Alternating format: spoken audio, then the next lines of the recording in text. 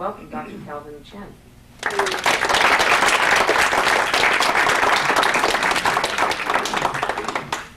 And we'll be setting this up momentarily.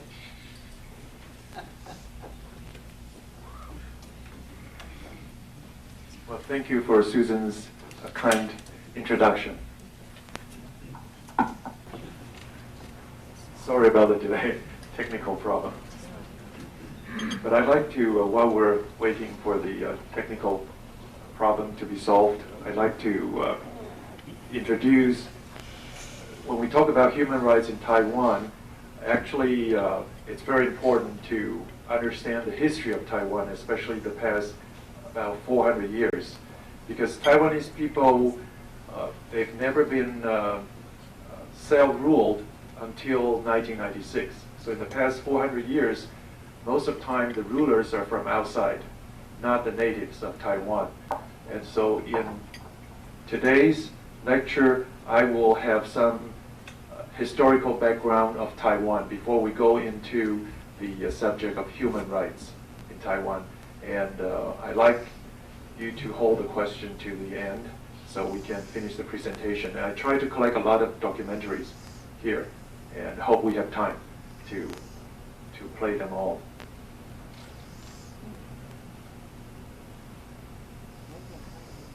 They have to reboot. Okay. Must be Microsoft.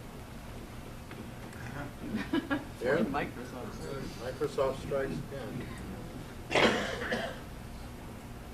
Could you tell us about your history while you were waiting? Okay, mine? Well, I'm a dentist in Taiwan, and I moved to the United States in 1984. And when I came here, I thought I learned English, but I couldn't understand what people are talking about, and I couldn't say a word. I can only read and write at that time.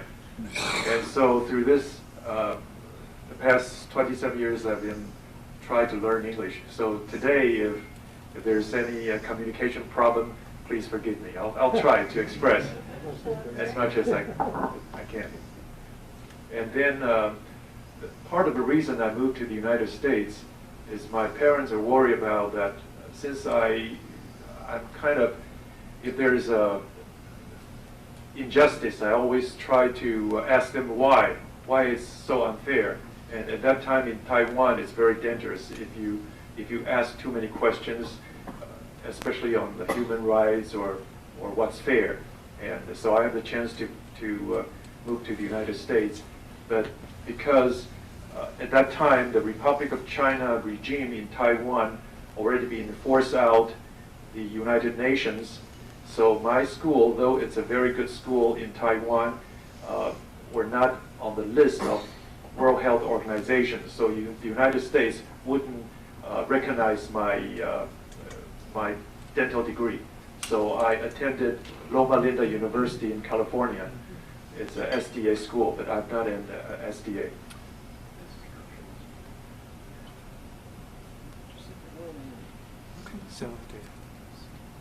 And so I have another dental degree here before I can practice in the United States. And then after I graduated from Loma Linda, I moved to Arizona and practiced in Sun City since till last year when I sold my practice, before the SARS epidemic in China and then spread to the rest of Asia, to the world. And my parents called me and asked me, they said, stay in the United States for a while till all the dust settled down. And that's why I'm still here. But since last year, I've been visiting my parents several times and try to take care of them in Taiwan. And so June, I will go back again. You said you have 3 children? Yes, I have 3 children, 5, 7, and 9, all born and raised here in Arizona. And they said, well, last year, before I decided to move to Taiwan, and they said, no, they want to stay here. And so now they have good reason to stay. So I think for the time being, we can have a Q&A session about myself or anything about Taiwan. Yes? Do your children go with you to Taiwan? Yeah, I plan to originally, but apparently I respect their, I mean, when you went to visit? this time? Yeah. Well, this time, since they're summer vacations, so they will, actually my wife will take them to Taiwan to visit the grandparents first, and then I will go back there. And then they will come back first. They haven't been there yet.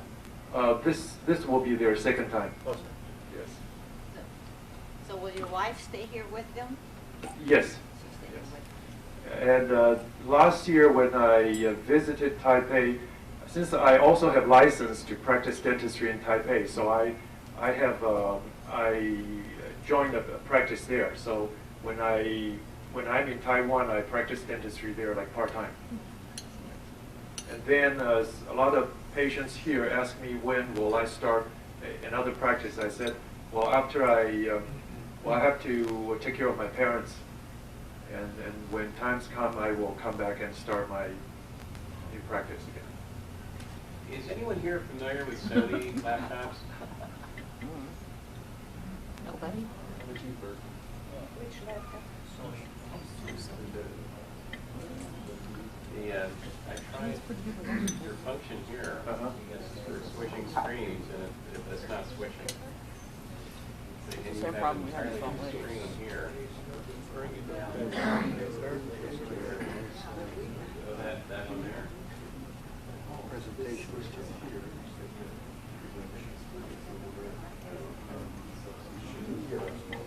Like I said, I stayed in Utah. You could try doing that. Well- Shut it down again, or? But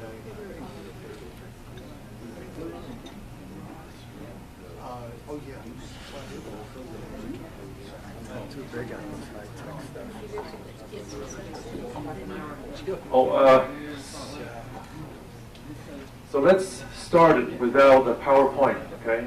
We can get rid of the technology and still do the human thing.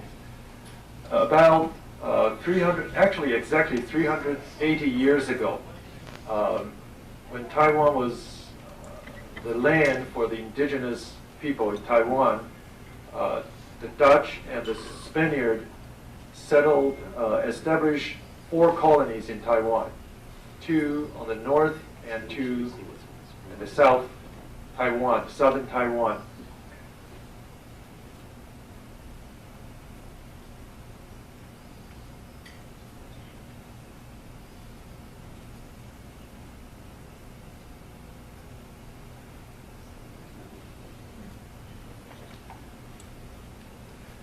And they ruled Taiwan for 38 years.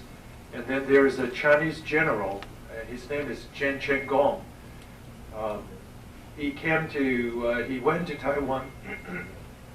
He went to Taiwan, and he conquered those colonies. He defeated the Dutch, and then he settled in those 4 colonies, and later on spread to the west coast of Taiwan and a dozen of settlements there. And that's in 1660, around that time.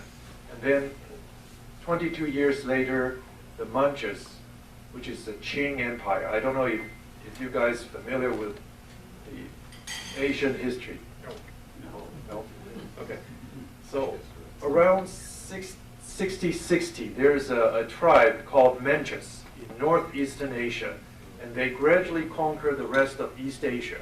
So by 1662, 1665, they control most of the Eastern Asia except Japan.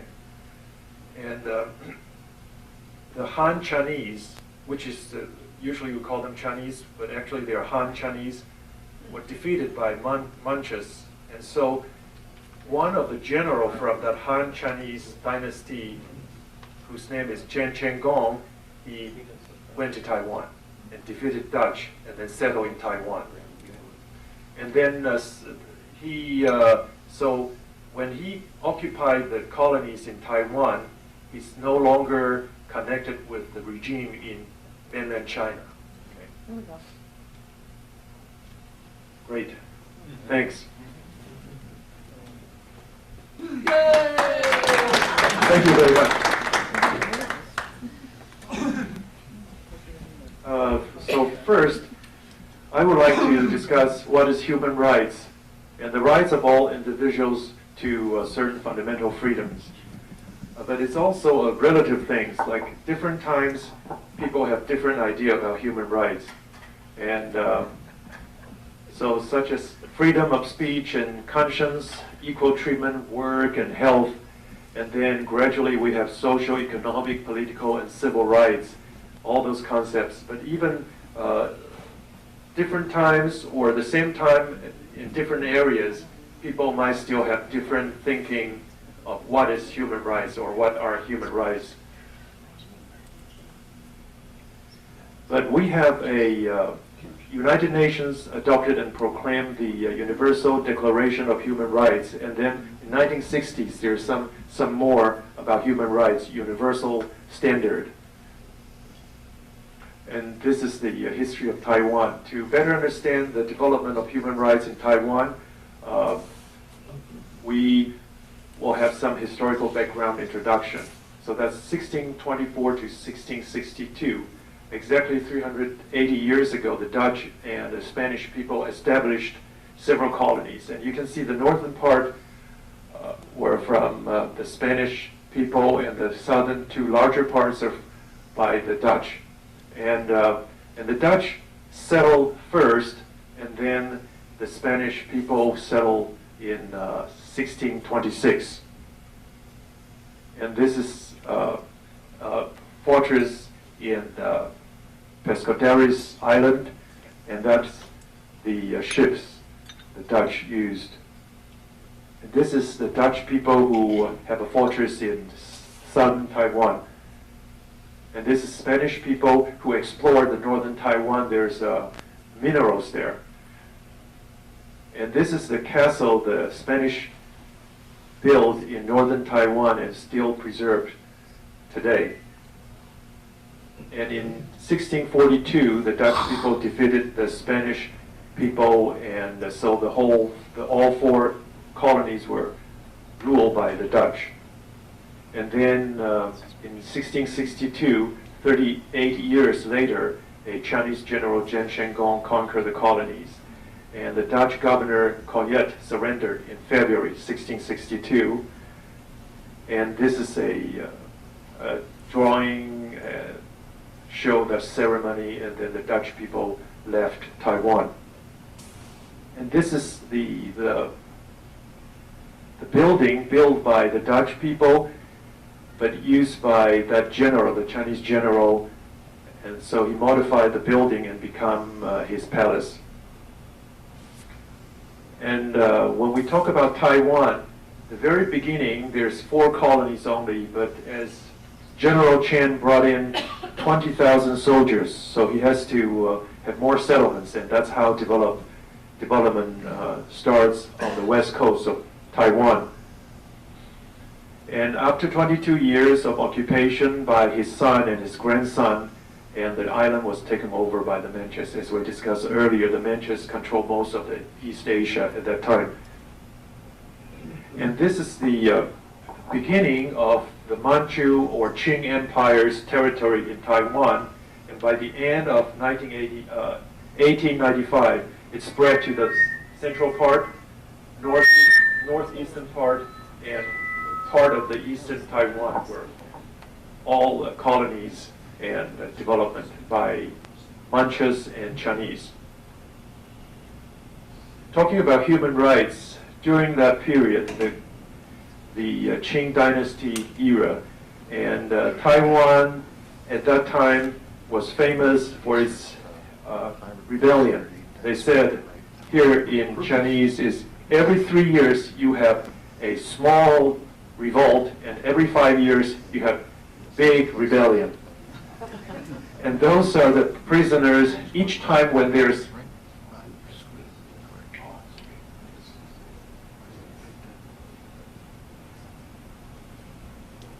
time you have revolt and there's people sentenced to death. And at that time, the death sentence, they will behead. And this is how they do before they were beheaded. And this is a street in Taipei City in the 19th century. And then this is human rights. This is the British government trying to sell the opium to China, and so the Taiwanese people also some hook up with that opium and become addicted.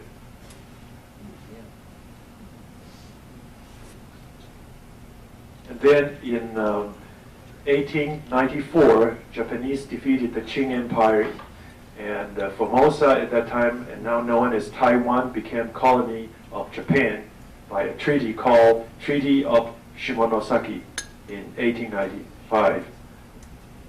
And this is the situation when they signed that treaty in Japan. And since Japan was the only industrialized nation in Asia at the time, and after Taiwan became the colony of Japan, they start a mass scale of modernization in Taiwan, including the railroads and a medical school and a modern seaport in southern Taiwan, and then the dam. And also they industrialized Taiwan, like the factory of concrete, and then that medical school later on became a medical college. And then like the factory to produce sugar. And this is the current presidential palace in Taiwan, but was built by Japanese in 1912. And here, it's not a lot of people, but a lot of heads here. In the first 20 years of Japanese occupation, again, Taiwanese people fought against Japanese, and the Japanese, each time when they caught those Taiwanese, they chopped their heads off and they piled up, and that's the photos that they took. But after that 20 years of violent fighting between the Japanese and Taiwanese, when the new generation of Taiwanese elites under the Japanese education, they use a peaceful way to fight against Japan's regime. And this is the father of Taiwanese parliament, Mr. Ling Shentong. Why he's the father of Taiwanese parliament is, at that time, he tried to persuade Japanese government to form a Taiwanese parliament in Taiwan. Of course, he failed. And this is a medical doctor, Zhang Weishui, and he advocated a nonviolent revolution against Japanese. And he and his friends formed the Taiwanese People Party, political party, and of course was prohibited and was arrested.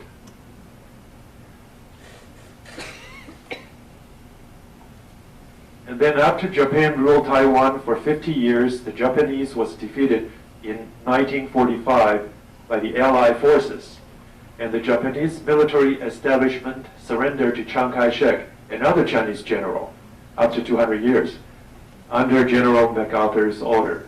And we have to understand, since Japan is the only industrialized nation in Asia at that time, and the Japanese government systematically modernized Taiwan, so the living standard at that time between Taiwanese people and the people in China, there is a great gap there. And more educated, better educated, and more technologically advanced Taiwanese people in Taiwan. What happened is when Chiang Kai-shek's troops took over Taiwan, and there's some, like a group of soldiers with guns go to a more civilized society, and there's a tragedy waiting to happen. And we'll talk about that.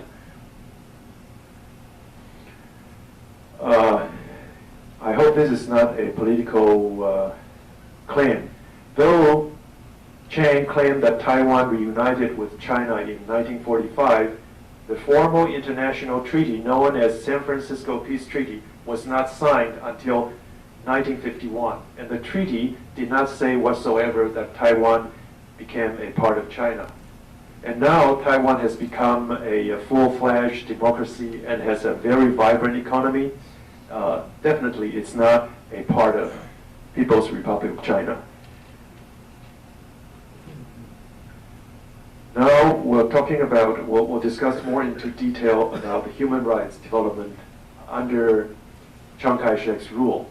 And Chiang Kai-shek, after his troops occupied Taiwan in 1945, the first 4 years we call Purge Era, because during that period of time, most of the Taiwanese elites, intellectuals, were arrested and tortured and then murdered.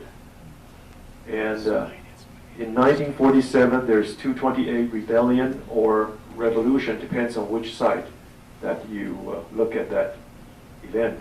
And then 1948, they imposed the state of emergency in Taiwan. And May 20th, in 1949, martial law imposed. And June 21st of the same year, Punishment of Rebellion Crime Act and Purge of Communist Spy Act enforced. And this is that 228 revolution of 1947. And there's documentary, but unfortunately it's in Mandarin, which is and so I like to, before I play that clip, I like to give you some background so when you look, hopefully you can understand better. I understand that Mandarin. That is because, as I mentioned, there's a huge gap between Chinese and Taiwanese living standard-wise. And so when they came, my father, when I was a child, my father told me a lot of horrible stories about what happened there. Like when the Chinese soldier came, they never saw the electricity or the watch. So they rob Taiwanese people and they get watch, and then they put 3 to 5 watches on their arms to show off. And then they will smoke under, like now when you smoke under light, the light is absorbing all the smokes. And they do that. And the Taiwanese people just so disappointed on those barbarian type of behavior. So just in 2 years after their occupation, most of the social order has been disrupted and disturbed. And also they, because Chinese at that time, or the KMT, or Nationalist Party of China, under the leadership of Chiang Kai-shek, were very corrupted.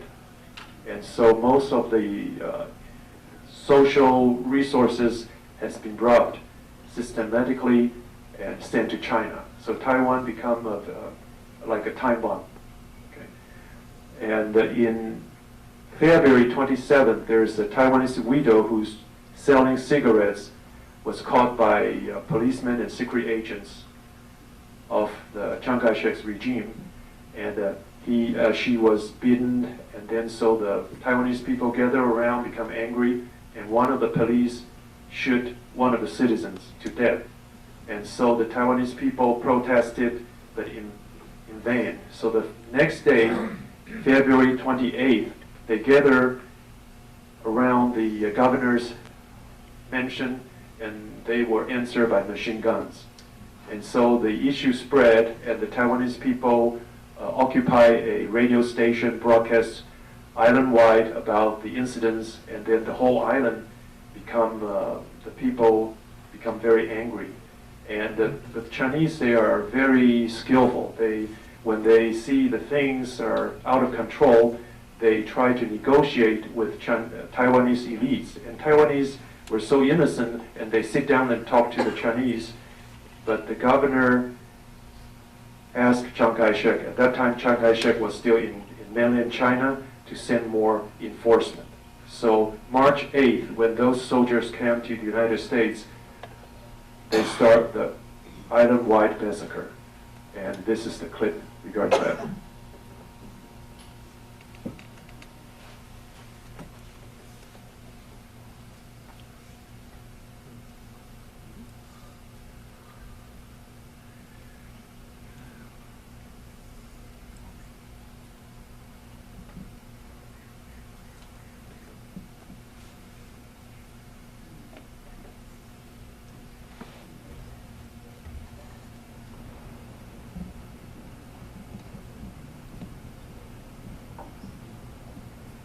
That's February 27th evening. And the police and secret agents went to Nanjing West Road, and there's a widow who's selling cigarettes. And of course, at that time, you cannot sell the imported cigarettes. So they confiscate her cigarettes, and she backed them.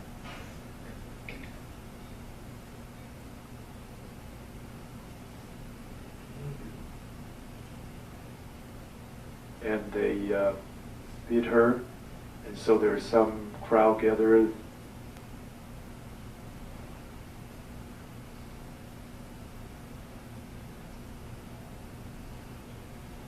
And so they throw stone at those policemen and secret agents. Of course, those secret agents and policemen are all Chinese. And then one of the secret agents killed one of the civilians. And people got angry, and then they did something, turn over trucks that drove them by those policemen and secret agents.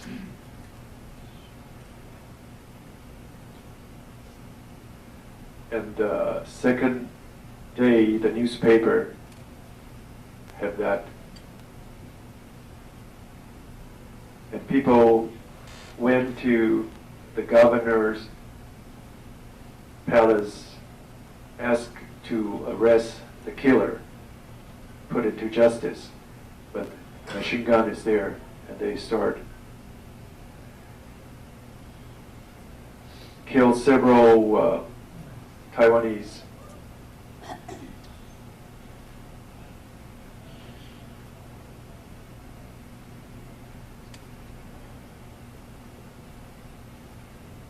And so they took over a radio station and broadcast island-wide.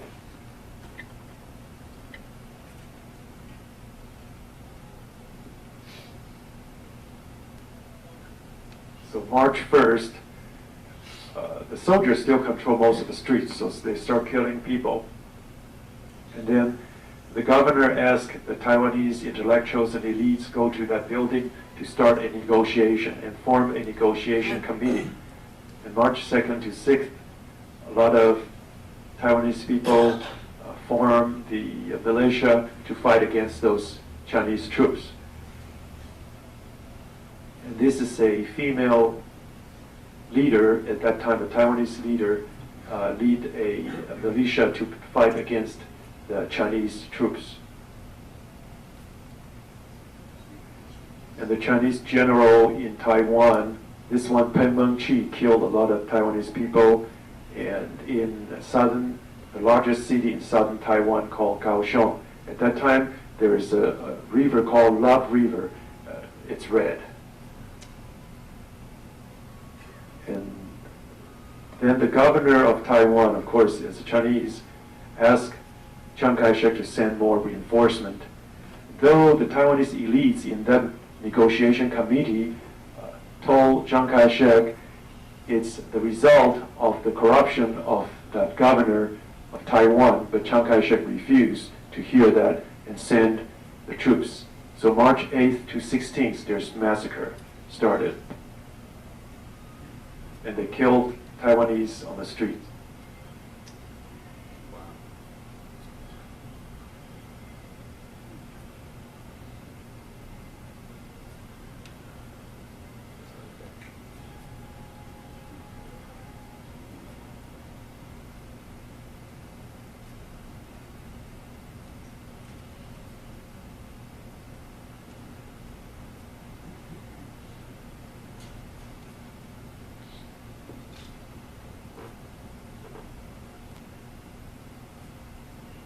So a lot of bodies floating on the river and become red. And we'll talk about this guy, and those are the bodies of Taiwanese afterwards, after those 8 days of massacre. And they stabilized the situation in March 16th. That's stone right here. And this is part of the survivors. Later on, they have there's a lady whose father was missing during that period of time and could never find her father's body. So she, in recent years, she started to visit those survivors and try to make a documentary. And this is a part from that documentary. The first part is a gentleman whose father was killed in that incident, and he talked about that. And the second one is the only known survivor in Keelung area, which is the northern part of Taiwan. The general, the Chinese general in Keelung, tied up the Taiwanese man 9 in a row and used the barbed wire to pierce their arm, their palm, and then their feet, and then use machine gun and then kick them into the sea. And that's the only known survivor.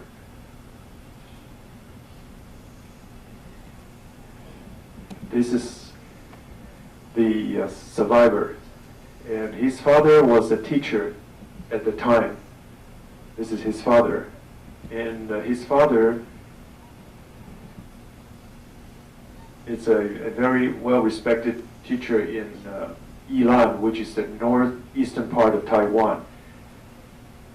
And he remembered because he was 10 years old. And his father had cold, so his father stayed at home that day. And his 3 uncles, his mother's size uncle came to visit.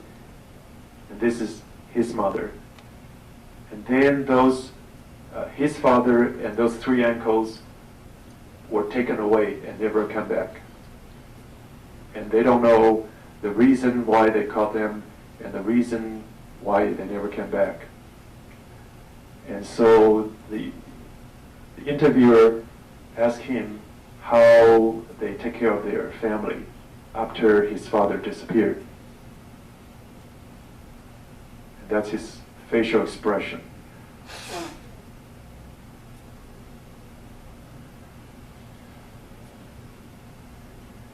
And this is the only known survivor in Keelung by those treatments that I just described.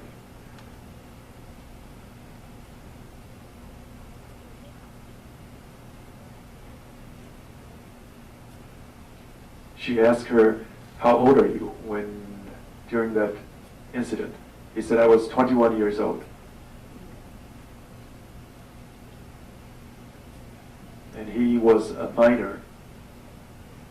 And then he went to the Chinese police station to do the cleaning work. And he saw 2 Chinese policemen were unfair, so probably there's some conflict. Probably he said something to the policeman. And then they took him to never have any trial. They took him to join other Taiwanese people, and they used the barbed wire to pierce his head.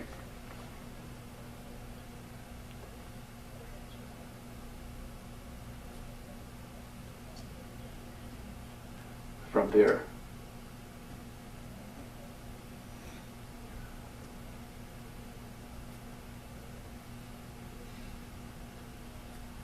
From that end, and then also the feet. 9 persons in one group.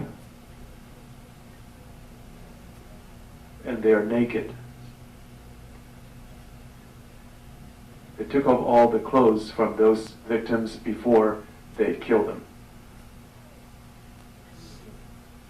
So she asked, "Are all those in one roll?"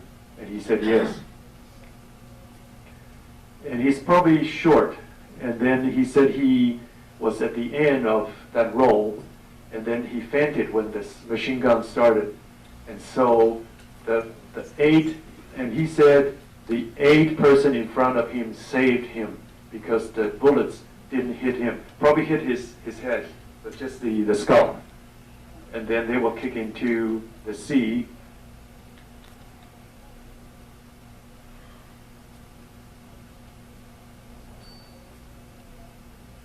He said that those saved him. The 8 people saved my life. That's what he said. And he woke up at sea, and there's a wood, so he hold on that wood and then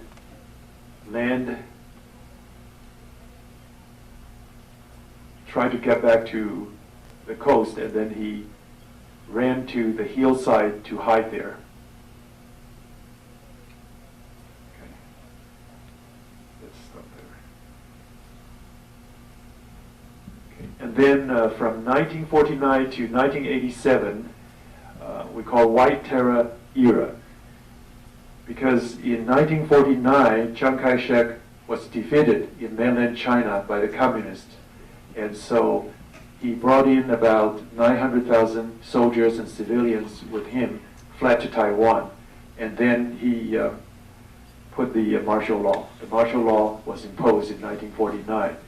And from 1949 to 1987, till the martial law was lifted, we call White Terror Era. Because during that period of time, a lot of elites, not just Taiwanese but Chinese, if Chiang Kai-shek suspect that you might be his enemy, you're disappeared. Okay. And most of the time during the night by military police who wear the white helmet, so they call that White Terror. And then what happened is, most of the time, unfortunately, a lot of those dictators in Asia were supported by the US government. And so in 1971, when the Republic of China, which is Chiang Kai-shek's regime, they lost its United Nations membership to People's Republic of China, he lost part of the power. And then in 1978, US recognized China and used Taiwan Relations Act as a guideline for relationships between Taiwan and the United States. His son at that time was in power because Chiang Kai-shek died in 1975 and his son succeeded. And in 1978 is a heavy blow because US government decided not to support their authoritarian regime. And Taiwanese people, especially those elites, know that it's time for the Chinese regime to step down. So in 1979, the Human Rights Day, December 10th, there is a rally in Kaohsiung, which is the largest city in southern Taiwan, rally by Taiwanese. But the Chinese militaries and police try to restrict them, and then there's a riot. And during that incident, all the elites in Taiwan were arrested, and 8 of them were put in court-martial, though they are civilians. And 38 or so were put in the civil courts, and the sentencing is from 12 years to life sentence. But those 8, and then the attorneys who defended them, now they are the new government's presidents, vice presidents, and all the key positions in year 2000 and year 2004. And this is a documentary. The whole length is about 3 hours, and I try to squeeze them into 13 minutes. I don't know if this will bore you or not, this documentary, but I'll try to play it, and then we can stop if you feel it's too long, okay? Just let me know.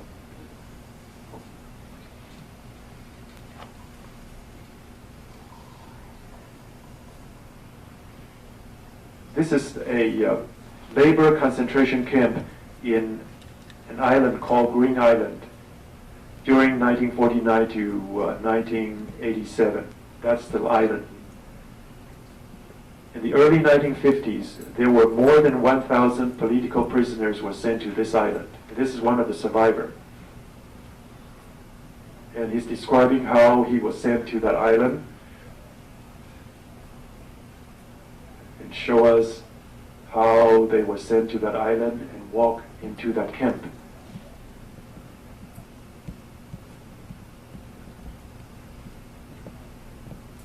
And this is Chiang Kai-shek's regime in Taiwan.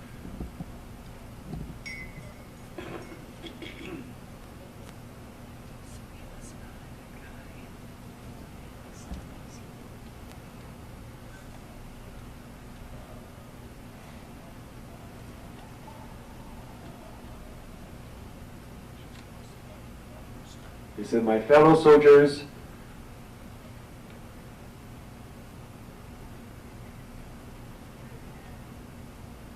you have to pay extra efforts because I will bring you back to mainland China next year." That was in 1949, but never realized.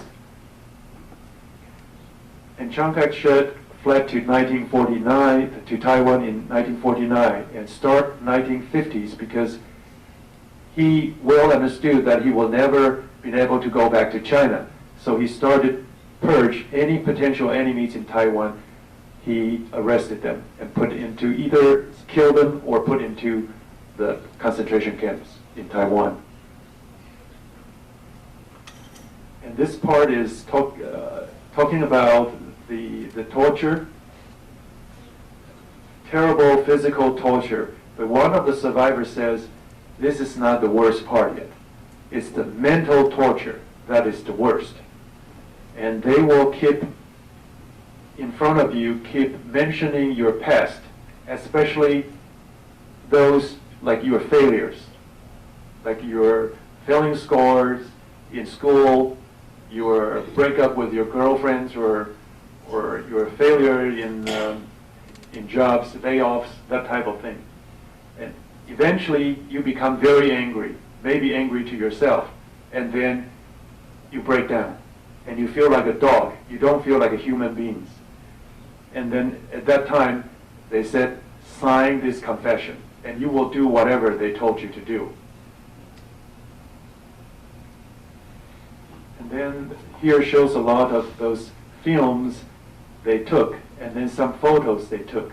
And there's a survivor who was a photographer, so he was assigned to take those photos, and he said he felt very guilty because before they took those photos, they trained those prisoners, they cleaned them well, they put on their clothes and shoes to take those photos. But after the photos, all those were taken away.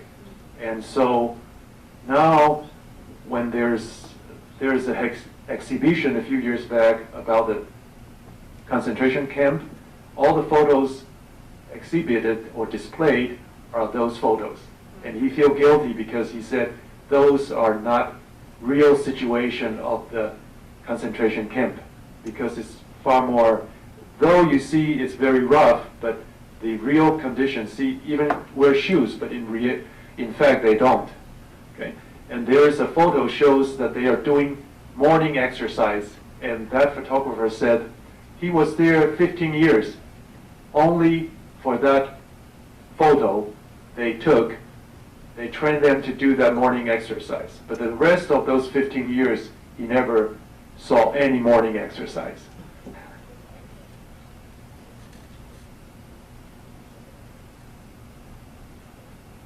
And he said, like lesson, group discussion, and entertainment, all those actually are not there most of the time. Most of the time are heavy labors. Okay? But all the photos and documents left are this type. Like it's like a normal reform camp, but actually it's not.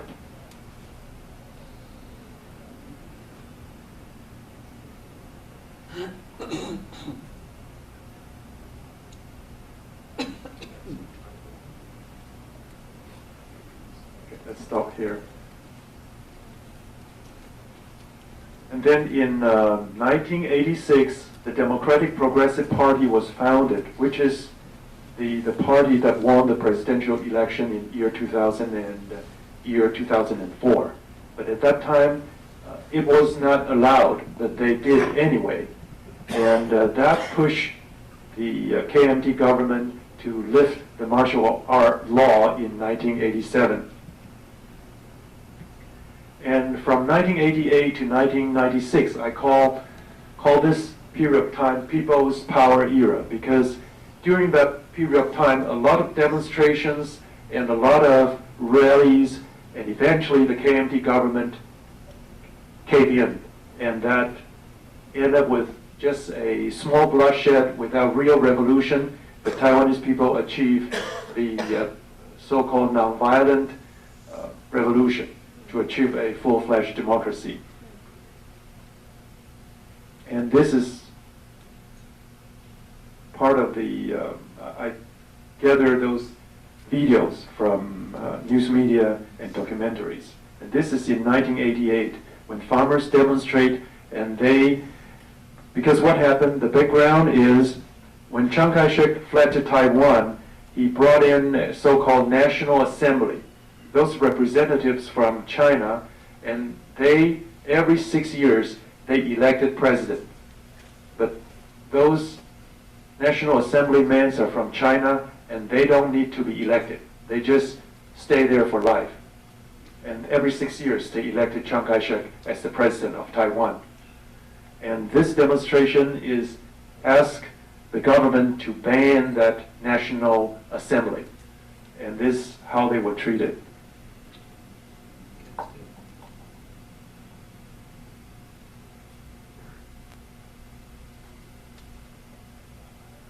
The same incident, but from different sources.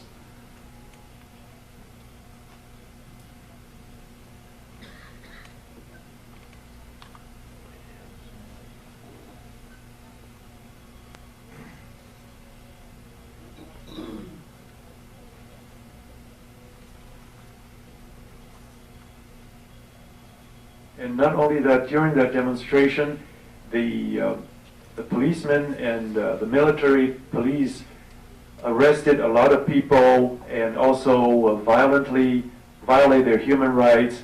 But because the controlled news media, the next day it just shows that those farmers are violent members and they fight the police and injure a lot of policemen. But actually it's not. It's really is the violence from the police and military police.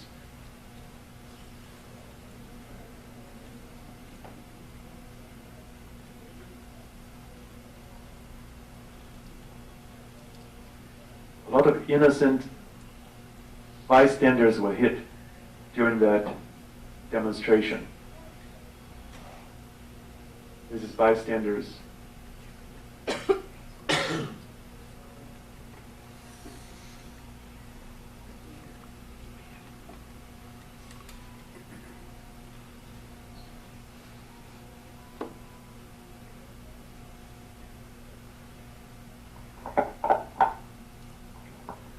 And then, like 1991, this is asked for a new constitution because the constitution in Taiwan were never written for Taiwanese people. They were written in China in 1944.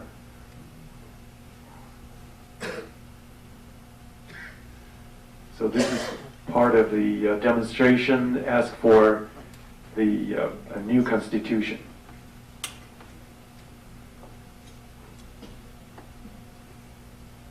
And also they ask that the National Assembly being abolished, and so all the representatives can be freely elected by Taiwanese people to represent Taiwan and to legislate. Because up till 1991, Taiwanese people have no rights to write their own law or elect their president.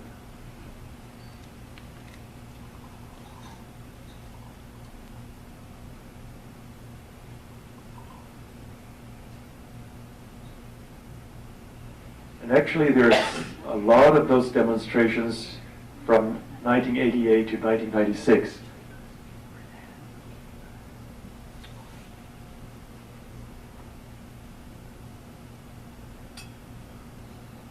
Well, stop this clip. And there is another clip.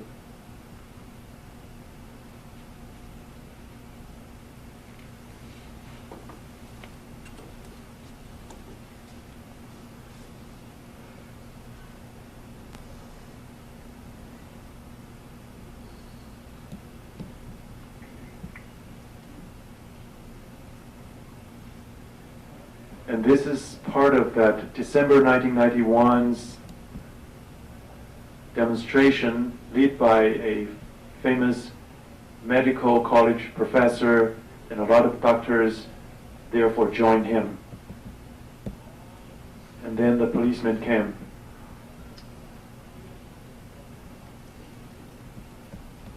though it's a peaceful demonstration.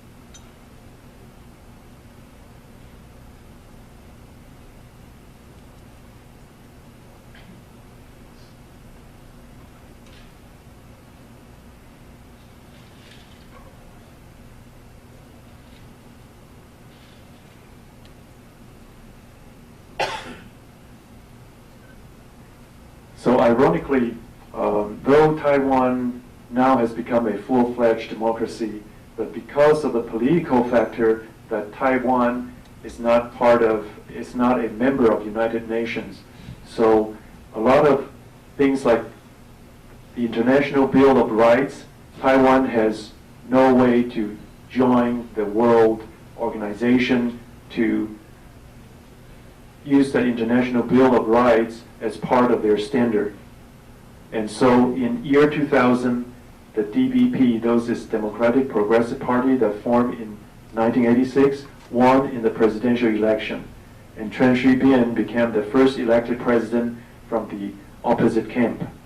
And in his inaugural speech, Chen promised to press for ratification of the International Bill of Rights and for the establishment of a National Human Rights Commission to ensure that Taiwan keeps to international standards. So since I'm from Taiwan and I know those histories, so I always have a strong feeling that Taiwan should be a part of the world community, and Taiwan should be admitted to the United Nations. Why no Western countries have the guts to say the truth that Taiwan is a country? Why they always listen to Chinese regime, says Taiwan is part of China and Taiwan is not a country? I really don't know. I asked some of the officers from Washington, D.C., when you go to Taiwan, you get a visa from Beijing or a visa from Taiwanese government. Of course, you get a visa from Taiwanese government. Then Taiwan is a country, right? If Taiwan is part of China, then you should go to Chinese consulate or their office to get a visa to visit Taiwan. But that's not a fact. You cannot get a visa from Chinese government and go to visit Taiwan because it's invalid. And so my conclusion is there's no free lunch in human rights field. You always have to pay the price. And what I try to show you in several video clips is to show you that's the price Taiwanese paid. And up till today, they are still paying the price because of the lack of courage of the Western world's leaders. So, thank you.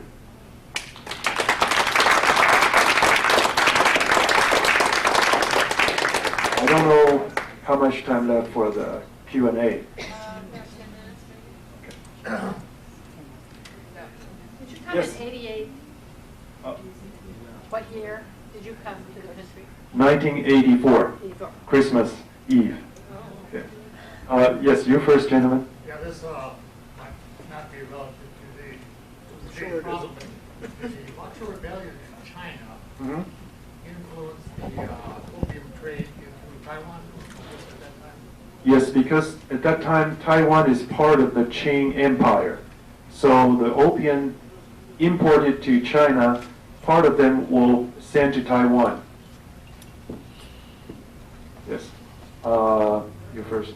Did the Taiwanese resist the Japanese occupation during World War II? No. By then, it's already well educated through the Japanese educational system. So most of the Taiwanese at that time consider themselves the Japanese citizens. Yes. They, Is Hong Kong and Hong Kong and Macau still members of the UN? no. They are they're the special administrative zone of China. Right, but Hong Kong and Macau were full members of the UN. Never. Assembly. Because before they were colonies of British or Portuguese governments, so they are not. They were not, and they are not. Yes. Well, Ma'am? when the invasion took place in southern China while the Dutch were there, and then this other group of, was it Chen or whatever you said, came in there and started colonies, are they of the same ethnic group as the indigenous people who were there? Or No. They are, yes, continue the question. Well, I'm just saying, so they're not the same ethnic group as the indigenous people who were there, so now are they assimilated? Is it all? It's interesting to me that they could be different people, that this general brought in to the Dutch colonies. Do you understand what I'm saying? No. You know the name of the tribe that came in, you Yeah. said took over? Yeah, when the Dutch were there, and then this Manchus. Oh, okay. The history is there's always some Han Chinese immigrants before 1622. Yeah, Okay, it's already settled down on the western part of Taiwan. Probably live peacefully with the indigenous people. Okay, but when the Dutch settled, they even imported the Chinese laborers into Taiwan, into those 4 colonies, to help them to cultivate the land, because the Chinese were known as good farmers. So during the 38 years of Dutch occupation, a lot of Chinese immigrants were encouraged by the Dutch government to move to Taiwan, because the indigenous people, even nowadays, unfortunately, were labeled lazy and doesn't know what to do, just like indigenous people here in the United States, unfortunately. Yes, ma'am? Are the indigenous people of Taiwan now assimilated into the whole population of Taiwanese, or is there still a division? And do people in Taiwan think of themselves as Taiwanese or as ethnic Chinese? Okay, good question. Is that the only question, or you have? Yeah, no, I'm just trying to figure this out, because it sounds from what you've said to us here today that Taiwan has never been a part of China. It's been taken over by China at different times, the way it was taken over by the Dutch, taken over by the Spanish, taken over by the Japanese. But who are the Taiwanese themselves? Yes, as I said, it's a good question. You have to ask Taiwanese people. Okay, what happened is the first part of your question, the indigenous people, the answer is yes and no. Why? Because most of the Taiwanese, I believe, based on the data I have, actually a lot of them are indigenous people, but they were synodized. Okay, because the Chinese people, there's a family trees, and they issue the false family trees to a lot of indigenous people who at the time lived in the western part of Taiwan. They issue them a false family trees and says, now on you are part of the Chinese, you are Han Chinese, and then you have certain privileges. And if you don't do that, you insist you're indigenous people during the Manchus dynasty, then you're discriminated against. So a lot of indigenous people, I believe I am part of the blood, but nobody told me but through my own research. And then there's still 380,000 indigenous people who were classified by the government as indigenous people, and they still have 10 tribes, recognizable tribes, 10 tribes in Taiwan, but only 380,000 in Taiwan in a 23 million population. So they are minority. And then the second part of your question, actually we're talking about identity of Taiwanese. And after that 1996, before that, when you ask most of the people from Taiwan, are you a Taiwanese or Chinese? over 50% answer, I am Chinese. And up to 1996, especially now in year 2004, there's some poll done recently when you ask people in Taiwan, says who you are. They say 60%, over 60% will say they are Taiwanese. And still have, because the mainlanders, the first generation and second generations, they are about 15% of the overall population in Taiwan. Those people will still answer you firmly that they are Chinese, not Taiwanese. But over 60% will say we are Taiwanese, not Chinese. And then between that 15% and those 60%, there's middle ground people. They will say, well, I consider myself Taiwanese as well as Chinese. So we always joke, says, if you ask Americans, he said, I'm a Briton as well as American. I don't think that's make any sense. But in Taiwan, that's because in the past 50 plus years, the brainwashing education system by Chiang Kai-shek was very strong. Because we cannot learn Taiwanese history and geography in Taiwan till recently. But even nowadays, in grade school, in high school, they still teach the national history and geography. They still use Chinese. So no wonder there are still some people consider themselves Chinese. I hope this answers your question. Yes, gentlemen. Yeah, I always like to do the, quote, follow the money thing. And many years ago, when I was in Hong Kong, I met a fellow who he was from the dynasty during the Cultural Revolution that exiled him. He was telling me how in Hong Kong, Taiwan, South Korea, all the intellectuals and the artists and everything went to these places. And now you see China trying to get that back. Also, as you said during the beginning, there was minerals in the south part. What kind of minerals what are the riches? What are they looking for? Okay, it's a northern Taiwan by Spanish people. Those are, I believe it's the sulfur mineral. At that time, it's a important thing for gunpowder. So it's for defense. So do they want that and the intellectual? Do they want, does China want to possess? Possess Taiwan? Yeah.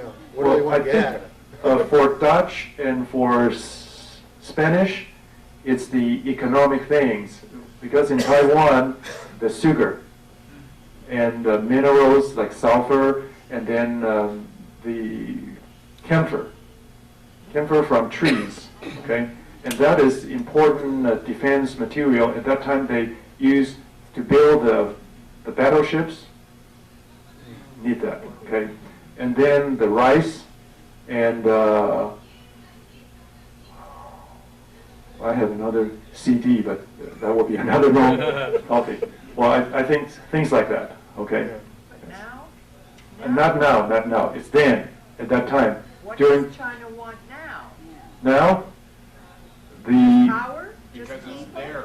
Just territory? well, I think it's not that simple. The Chinese regime, because they are authoritarian regime, so they use nationalism as a way to divert when there's internal problem. They divert to outside factors such as Taiwan. Says Taiwan is part of China, and then they use nationalism. Says Taiwan was always a part of China, and because of the Western and Japanese invasion, they took Taiwan away from motherland. So they want to defeat Western forces and retake Taiwan. Most of the time they use that inside China to divert any angry against that Chinese regime in Beijing. Yes, you first. In the National Museum in Taipei, Yes. I believe you have tremendous treasures that are part of the mainland China. Yes. Do you think they should be returned to the mainland Chinese? That's a hard question to answer because there's two different opposite opinions. One says, well, the Taiwanese pay the price by the torture and rule of Chiang Kai-shek. And Chiang Kai-shek and his families brought all those in, and Taiwanese should have the right to keep them. Another group of Taiwanese says, that's not ours, just return to them. Yes, that gentleman, great. If the PRC were to take over Taiwan, they would do to Taiwan what they're slowly doing to Hong Kong, and that is crushing the life out of it.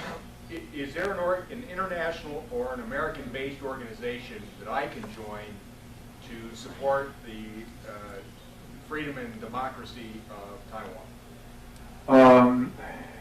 The organization that I joined is Formosan Association for Public Affairs. And if you go to their website, www.fapa.org, I think you should be able to get the information from that website, including how to be a member. Yes, sir. Since we went to the moon and are planting our flag up there, and we have several vehicles running around on Mars, what the hell are we fighting for people across the goddamn street for? What's going on here? That's a tough question. Yes. That gentleman? Does religion have an impact at all in this dispute?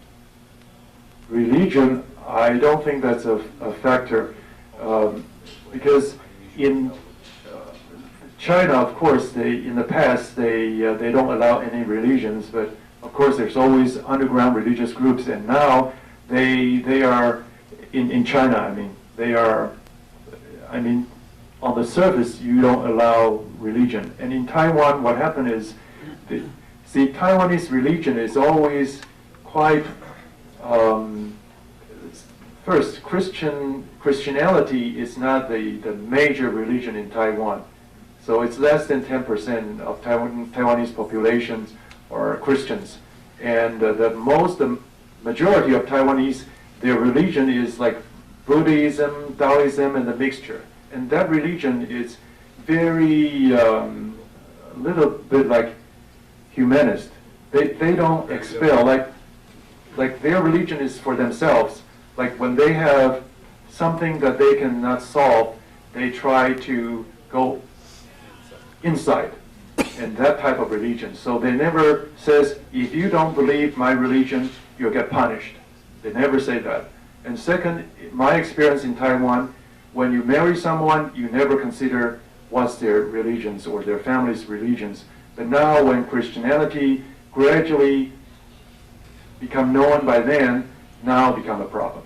But in the past, never been a problem. That lady first. Yeah. What's the Bush administration's position in terms of Taiwan becoming a member of the United Nations? They don't support. And why not?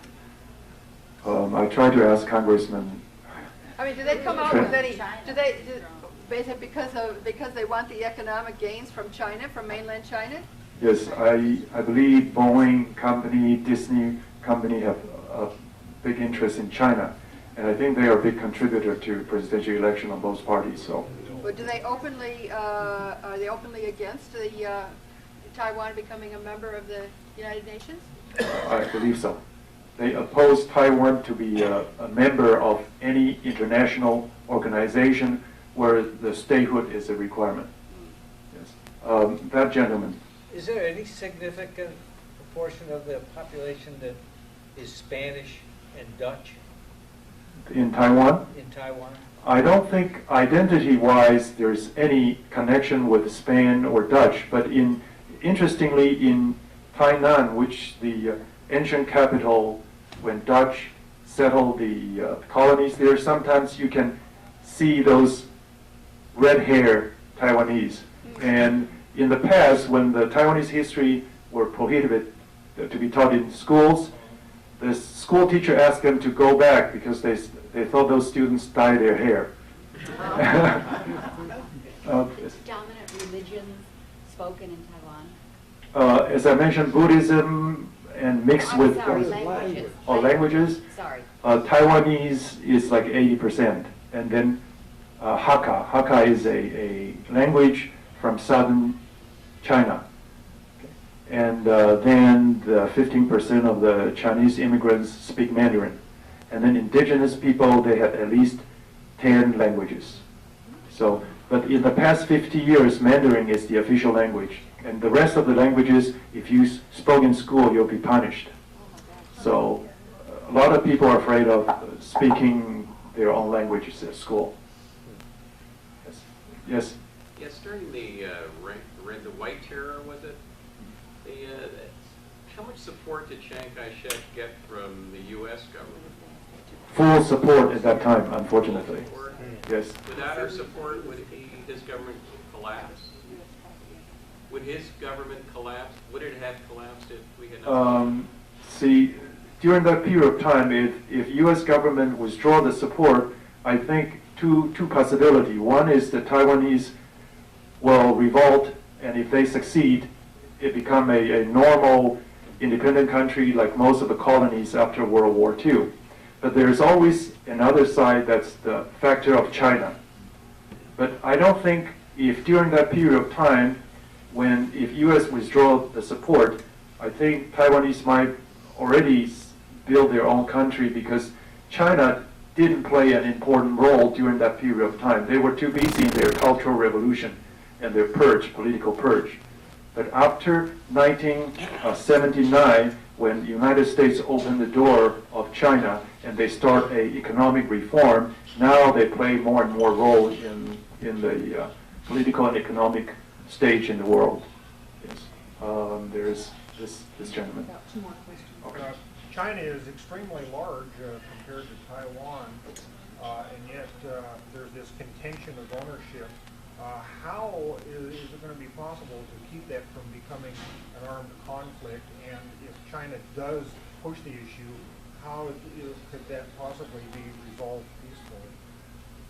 Require a lot of patience and wisdom. And I really don't have the answer, but based on my understanding, since when I was a child, I was brainwashed by the Chinese value and their education. So I know Chinese, especially the communist or the nationalist Chinese, they wouldn't take any military action if they are not sure they will 100% win that military action. They wouldn't take it. So the best way will be for U.S. governments, based on that Taiwan Relations Act, to provide the defensive weapons and systems to Taiwanese people so they can defend themselves. And then before China take any action, military in particular, they will think twice. And a lot of time they say China is a paper tiger. And most of the time it is. Yes? How long has it been since there was shelling across the Straits of Formosa? Mainland China was bombing. That was 1947, so now is almost half centuries. Oh, really? I thought there was more recent. Those 2 missiles exercise, those are just one single, in 1996, when Taiwan has the first free direct election, and Chinese try to interrupt with 2 missiles. Yes. Well, one last question. Sorry, yes. Some of the other islands, like Quemoy and Matsu, do they have a similar history? They have what? A similar history?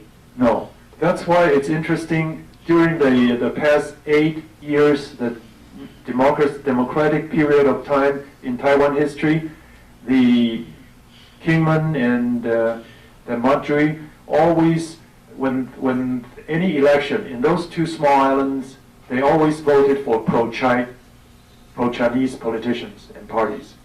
So the pro-Taiwan party haven't won any election in those 2 small islands because they have different historical background. Yes. So I thank you very much. Before you go, quick question, Dr. Chen, are you related to President Chen?